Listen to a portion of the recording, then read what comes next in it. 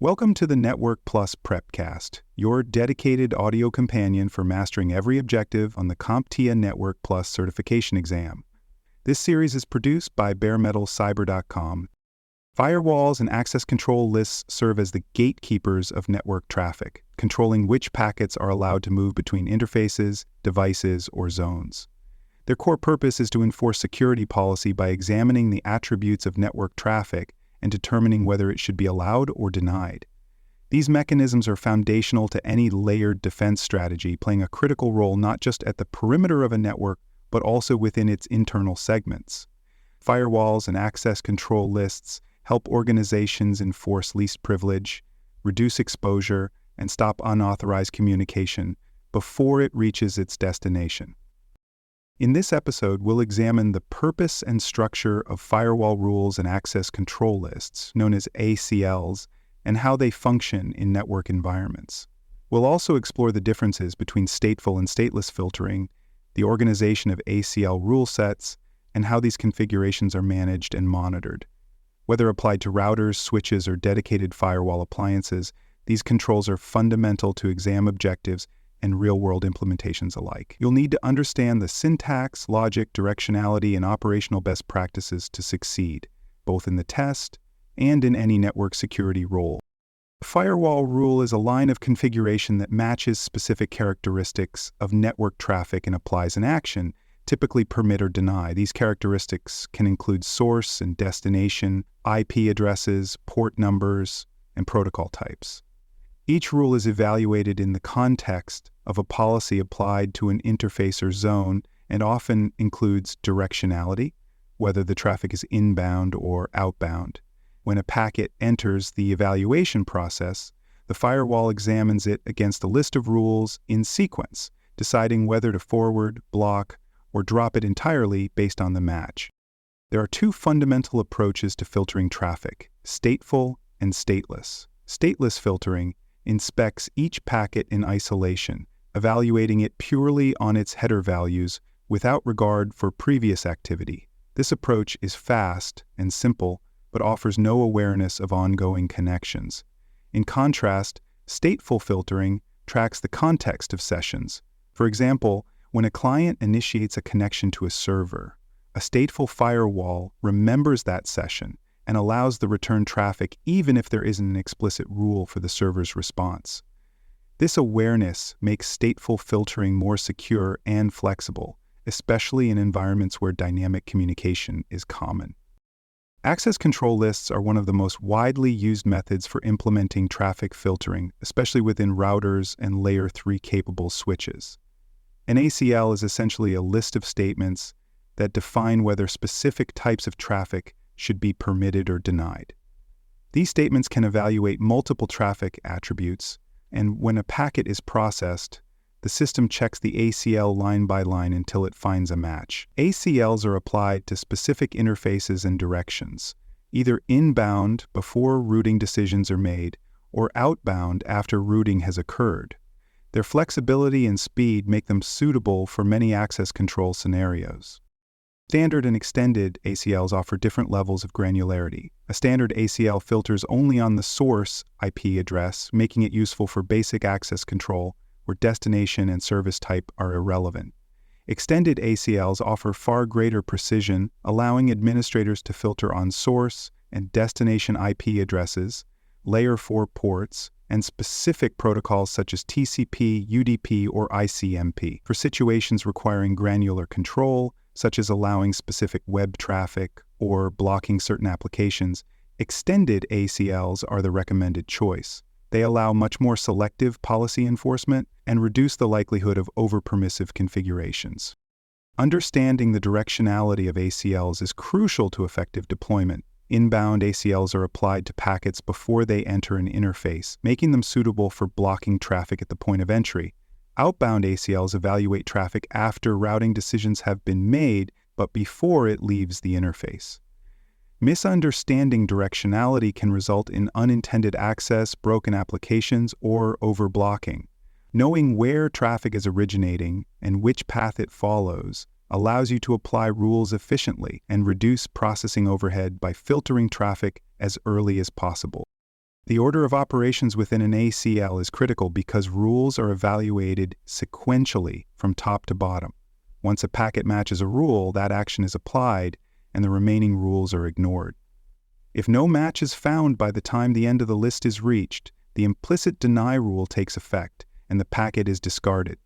This behavior means that more specific rules must appear higher in the list, while broader catch-all rules should be placed lower. Misplaced rules can shadow others, leading to confusion or security gaps if not properly managed.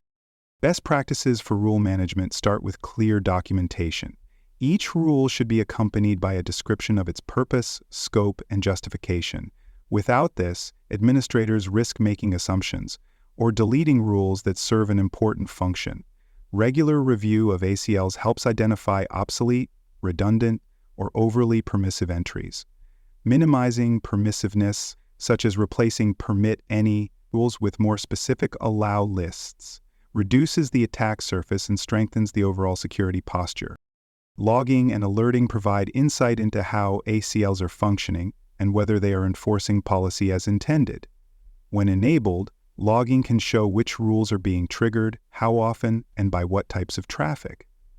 This information is useful for tuning rule sets, identifying misconfigured clients, or detecting unauthorized access attempts. Logging can also highlight unexpected traffic patterns, such as scanning or brute force activity, making it a valuable resource for incident response and security audits. Firewalls are positioned in different parts of the network architecture depending on their role. At the perimeter, border firewalls serve as the first line of defense against internet-based threats, enforcing access policies between internal networks and the external world. Internal firewalls, also called segmentation firewalls, are used to isolate sensitive resources within the network and to enforce compartmentalization between departments or trust zones. Some firewalls also incorporate intrusion detection or prevention capabilities, allowing them to block known exploits and abnormal traffic patterns in real time. For more cyber content and books, please check out cyberauthor.me. Also, there are other podcasts on cybersecurity and more at baremetalcyber.com. Network address translation, or NAT, plays an important role in how firewall rules are constructed and applied. NAT modifies IP addresses in packet headers as traffic moves between internal and external networks. This translation affects rule design because security policies must account for which addresses are visible at each inspection point. Public addresses may be translated to private IP ranges internally, meaning that rules must often be applied after translation to ensure proper enforcement. Failing to align NAT behavior with firewall rules can result in gaps where traffic bypasses intended restrictions or becomes unintentionally blocked. Applying ACLs to interfaces involves using commands that associate a specific list with a direction and interface. On most platforms, this is done with an access grub command, which binds the ACL to inbound or outbound traffic on a specific port or VLAN. The direction and placement of the ACL determine how effectively it can filter traffic. For example, applying an inbound ACL on a user-facing interface can block unwanted traffic before it enters the routing process, minimizing CPU impact and tightening control near the edge. Managing rule changes requires discipline and structured processes to avoid disruptions. Change management procedures should include a review of proposed rule updates, verification of business requirements, and approval before deployment.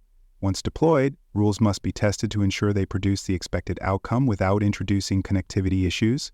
A single misconfigured rule can cause widespread outages, especially if it blocks legitimate services or administrative access. Staging environments or simulation tools should be used to validate changes prior to production implementation. Automation and centralized control help improve the efficiency and consistency of firewall and ACL management. Instead of configuring rules individually on each device, administrators can use central management platforms that push consistent policies to multiple endpoints. These tools reduce the risk of configuration drift, provide a single pane view of all rules, and make it easier to audit and adjust policies across large environments. Automation can also help enforce naming conventions, tagging, and documentation requirements for each rule. Verifying rules and troubleshooting access issues are critical tasks in any secure network. Packet tracer tools allow administrators to simulate the path of a packet and determine which rule is responsible for allowing or denying it. Reviewing hit counts on rules shows how often they are triggered and can reveal underused or shadowed rules that may be unnecessary. Rules that are never hit might indicate misplacement or redundancy, while high hit rates may suggest the need for further segmentation or refinement to improve clarity and performance. Default deny policies are a foundational principle in secure firewall rule design. This approach blocks all traffic by default and only allows specific traffic that has been explicitly permitted. It ensures that unknown or unintended traffic cannot traverse the network. While more restrictive, this method forces administrators to think deliberately about what should be accessible. Building an allow list from the ground up provides more control and reduces the risk of leaving open paths that could be exploited by attackers or misconfigured systems. On the certification exam, you may encounter scenarios that require you to interpret Firewall or ACL rules and predict their behavior. You might be given a list of rules and asked whether specific traffic would be allowed, or prompted to identify why a rule isn't working as expected. Questions may also ask you to differentiate between standard and extended ACLs, or to select the correct interface direction for applying a rule. Mastery of rule logic, syntax, and placement is essential for answering these questions accurately. Firewalls and access control lists are more than just policy enforcement tools. They are foundational to how networks maintain structure and trust. By defining what traffic is permitted, where it may flow, and under what conditions, these mechanisms provide the framework for all other security technologies. From internet filtering to internal segmentation, their presence ensures that unauthorized access is stopped and legitimate services operate safely within defined parameters. Whether embedded in routers or deployed as dedicated appliances, they remain central to secure network operations. Firewall rules, in ACL's control, the movement of traffic dictate access permissions and prevent misrouting or unauthorized communication. When properly managed, they reduce risk and improve operational clarity. Good rule hygiene, such as using explicit allow lists, applying proper logging, and reviewing rules regularly, ensures that the network remains secure and adaptable. These principles are tested frequently on certification exams and are indispensable in day-to-day network administration and audit readiness. Thank you for listening to this episode of the Network Plus Prepcast, your trusted audio guide to the CompTIA Network Plus certification. This episode was produced by baremetalcyber.com. For more cybersecurity podcasts, books, and resources, visit baremetalcyber.com. Thanks for joining us for this episode of the Bare Metal Cybersecurity Plus podcast. For more episodes, tools, and study support, visit us at baremetalcyber.com. And before you take the test, make sure to check out the practice questions in the book Achieve CompTIA Security Plus SY0-701 Exam Success by Dr. Jason Edwards. They cover every domain and are a powerful way to lock in your knowledge.